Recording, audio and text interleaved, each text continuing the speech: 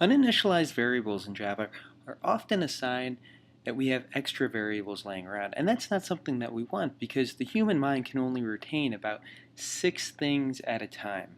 And so if you've got extra variables, they're taking up spots in those 6 things, and it becomes more difficult for developers to understand what is going on in the code. So if we were to look at this code, and if we were to refactor this code, this input reader method, to have fewer variables, we could say for pre-int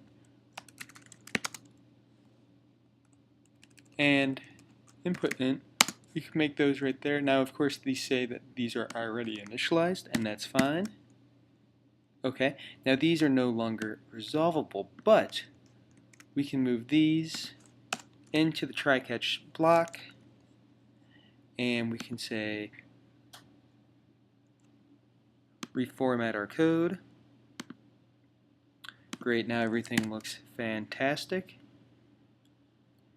And so now we've actually been able to refactor our code so that we don't have those uninitialized variables sitting around. In fact, if we want to go one step further, we can inline this pre-int, and we can do that by right-selecting and select refactor and select inline.